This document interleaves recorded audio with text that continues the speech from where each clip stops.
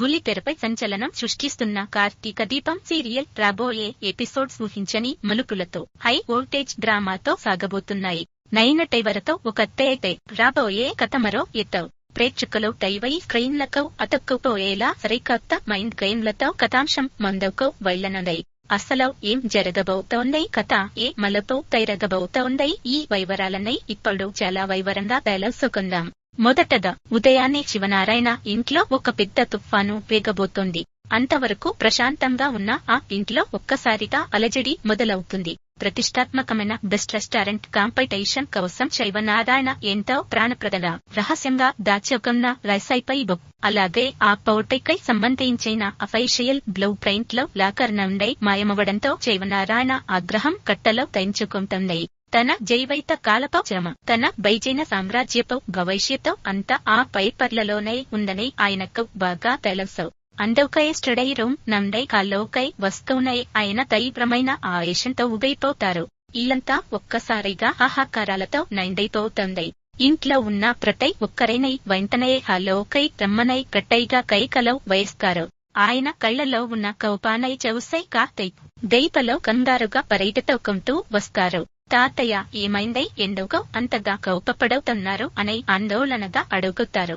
ఈ గందరగోళాన్ని, శివనారాయణ ఆవేశాన్ని తమకు అనుకూలంగా మార్చుకోవాలని జ్యోత్స్నం, పారిజాతం ఇద్దరు పథకం రచిస్తారు. నిన్ననే ఆఫీసులో జరిగిన అవమానం వల్ల తన సీఈఓ పదవి కోల్పోవడం వల్ల కసాయిగా పగతో రదిలైపోతున్న జ్యోత్స్న ఇదే సరైన సమయం అనుకుంటుంది. తన మనసులోనే కంటైలమైన ఆలోచనలకు పదవును పడవుతూ వెంటనే రంగంలోకి దిగుతుంది. అందరై ముందు సౌరజ్ వైపు వేలో చూపిస్తూ, ఈ దొంగతనానికి కారణం మరెవరో కాదు, నైనా మీరు నమ్మై నత్తైన పెట్టుకున్న ఈ సౌరజ్ మాత్రమే అని గట్టిగా చెప్తుంది. వాడు మన ఇంటికై పట్టైన శని అని, మన కడుపులోనే దెబ్బ కట్టైన ద్రోహి అని నిర్ణయిస్తుంది. అయితే శివనారాయణ అంత తేలికగా నమ్మకుండా సూరజ్ పై నీకు ఉన్న ఆధారాలు ఏంటి అని జ్యోత్స్నను నిలదీస్తాడు. దానికి జ్యోత్స్న ఏమాత్రం తడబడకుండా తన మొబైల్లో ఉన్న ఒక వీడియోను ప్లే చేసి శివనారాయణ చేతిలో పడుతుంది. ఆ వీడియోలో రాత్రి వేళ చీకటై పడ్డాక సౌరజ్ రహస్యంగా స్టడీ రూమ్ లోకి వెళ్లడం, లాకర్ తెరిచి కొన్ని ముఖ్యమైన ఫైల్స్ బయటకు తీయడం చాలా స్పష్టంగా కనిపిస్తుంది. ఆ దృశ్యం చూడగానే శివనారాయణ మైండ్ బ్లాక్ అయిపోతుంది. దానికి తోడు పారిజాతం కూడా వెంటనే లంకించుకుంటుంది. అగ్నికి ఆజ్యం పోసినట్లుగా, నేను ముందే చెప్పాను కదా, ఈ సౌరజ్ అంత నమ్మకస్తుడు కాదని, వాడు మన శత్రువైన ఆ దక్షిణామూర్తి పంపైన గూఢచారి అని, మన కుటుంబాన్ని బైజైనస్ నై రోడ్డున పడేయడానికి ఇక్కడికి వచ్చాడని నాన్న ప్రభస చేస్తుంది.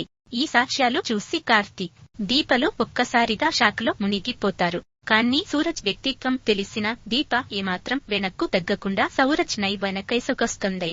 లేదు తాతయ్య, ఈ వీడియో వెనుక ఏదో ఒక వేరే నైజం ఉండి ఉంటుంది. సౌరజ్ మనల్ని ఎప్పటికీ మోసం చేయడు, వాడు మన కుటుంబ సభ్యుడిలా మాలైతాడు అని గట్టిగా చెప్తుంది. కార్తీక్ కూడా దీప మాటలకు మద్దతుగా, అవును తాతయ్య, నాకు కూడా సౌరజ్ మీద పూర్తి నమ్మకం ఉంది, వాడు మన విజయానికి ఎన్నటికీ ద్రోహం చేయడు అని అంటాడు. కానీ కోపంతో కళ్ళ మూసుకుపోయిన శివనారాయణకు ఎవరి మాటలు వినపడవు. ఆయన నేరుగా సౌరజ్ కాలర్ పట్టుకోవడానికి ముందుకు వెళ్తారు. నైననే కదా నీపై అనుమానం తీరింది అనుకున్నాను, కానీ ఇంతలోనే నా వెన్నపోట పొడిచావా, చెప్పు ఎక్కడ ఉన్నాయి నా సీక్రెట్ ఫైల్స్ అంటూ గట్టిగా గర్జిస్తారు. కానీ విచిత్రంగా సౌరజ్ ముఖంలో ఎలాంటి అలజడి, భయం కానీ తప్పు చేశాననే భావన కానీ అసలు ఉండవు. వాడు చాలా కూల్ గా ప్రశాంతంగా అందరి మాటలు వింటూ సరైన సమయం కోసం ఎదురు చూస్తుంటాడు. సరిగా ఇదే తరుణంలో ఈ కథలో ప్రేక్షకులు ఊహించని ఒక మైండ్ బ్లోయింగ్ ట్విస్ట్ వస్తుంది. ప్రధాన శత్రువు దక్షిణామూర్తి ఎలాంటి శబ్దం లేకుండా ఒక రాక్షస నవ్వుతో నేరుగా ఆ ఇంట్లోనే హాల్లోకి అడుగు పెడతాడు. అంతకంటే పెద్ద షాకైన విషయం ఏంటంటే, శివనారాయణ లాకర్ నుండి దొంగిలించబడిన ఆ విలువైన రహస్య రెసిపీ బుక్, బ్లూ ప్రింట్ లో దక్షిణామూర్తి చేతిలోనే ఉంటాయి. దక్షిణామూర్తిని తమ ఇంట్లో అలా చూడగానే కార్తీక్, దీప, శివనారాయణలకు మాట పడైపోతుంది. దక్షిణామూర్తి గర్వంగా ముందుకు వచ్చి ఆ పేపర్లను గాలిలో తిప్పుతూ శివనారాయణకు చెప్తాడు. ఈ ఏడాది బెస్ట్ రెస్టారెంట్ కాంపిటీషన్ గెలవడానికై నవ్వు పడిన నెలల కష్టం ఇప్పుడు నా గొప్పైట్లో ఉంది. ఇకనై మనవడు కార్తీక్ ఎంత పెద్ద చెఫ్ అయినా నా కొత్త రెస్టారెంట్ ముందు మై ఆటలో సాగవు అనే సవాల్ విసురుతాడు. తీవ్రమైన ఆవేశంతో వణికిపోతున్న శివనారాయణం మా ఇంట్లోకి వచ్చి దొంగతనం చేయడానికి నీకు ఎంత ధైర్యం అని అడగదాం. అప్పుడు దక్షిణామూర్తి ఒక పెద్ద బాంబు పైలుస్తాడు. వాడు వెనక్కై టైటై సౌరజ్ భుజం మీద చెయ్యి వేసాయి. నేను దొంగతనం చేయలేదో శివనారాయణ, ఇవన్నీ నాకు బహుమతిగా వచ్చాయి. ఈ బహుమతి ఇచ్చేందే ఎవరో కాదు, నా సొంత రక్తం, నా కొడుకు సౌరజ్ అనే చెప్తాడు. ఈ మాట వినగానే ఇల్లంతా ఒక్కసారిగా శ్మశాన నిశ్శబ్దం అలముకుంటుంది. తాము నమ్మైన సౌరజ్, ప్రతి కష్టంలోనూ తోడుగా నిలిచిన సౌరజ్, తమ పరమశత్రువైన దక్షిణామూర్తి కొడుకనే నిజాన్ని దైత కార్తీక్ లో నమ్మలేకపోతారు. ఈ పరిస్థితి చూసి జ్యోత్స్న ఆనందంతో పిచ్చెక్కిపోతుంది. దీపను మరింతగా హేళన చేస్తూ, చూసావా దీపం, నువ్వు ఎవరినైతే నీ మరిది అనే ఈ ఇంట్లోకి తీసుకొచ్చావో వాడు మన పునాదులనే నరైకేసైన వైశ్యసర్పం అని అంటుంది. పారిజాతం కూడా చప్పట్లో కడుతూ, ఇక నైజం బయటపడింది కాబట్టి సౌరజ్ నై వాడైకై వత్తాసు పలైకైన ఈ దీపను ఇద్దరైనై మెడ పట్టి బయటకు నట్టేయాలని అరుస్తుంది. తీవ్రమైన బాధ ఆవేశంతో శివనారాయణ సౌరజ్ పై చెయ్యి ఎత్తగా ఈసారి సౌరజ్ ఊరుకోడు. ఆయన చేతైనై గాల్లోనై గట్టిగా పట్టుకుంటాడు. శివనారాయణ చేతైనై పట్టుకోవడానికై ఒక సదాసీదా కుర్రాడైకై ఎంత ధైర్యం అని ఇంట్లో వాళ్ళందరూ నోరెళ్లబెడతారు. సూరజ్ ఆయన చేతిని మెల్లగా కిందకు దించి చాలా గంభీరమైన స్వరంతో ఇలా అంటాడు. తాతయ్య, నిన్ననే నేను మీకు చెప్పాను, మీరు ఎవరినైతే మై వాళ్ళు అనుకుంటారో వాళ్ళ మైదే చేయి లేపుతారని. అందుకే నైన్న మీరు నాపై అనుమానంతో కట్టైనా గ్రహించాను. కానీ ఈ రోజు మీరు ఒక అబద్ధాన్ని నమ్మై చెయ్యి లేపుతున్నారు. నా కుటుంబం ముందు మిమ్మల్ని తప్పుగా నిలబడనివ్వను అని చెప్తాడు.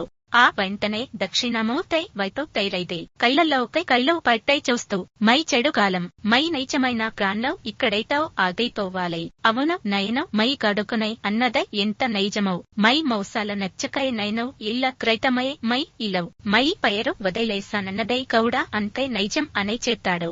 అంతేకాదు, ఈ ఫైస్ చూసుకుని అంత సంబరపడైపోకండి. ఒక్కసారి ఆ పేపర్లో తయారైచే లోపల ఏముందో చూడండి అనే సవాల్ చేస్తాడు. సూరజ్ మాటలకు దక్షిణామూర్తి ముఖం వెలవెలబోతుంది.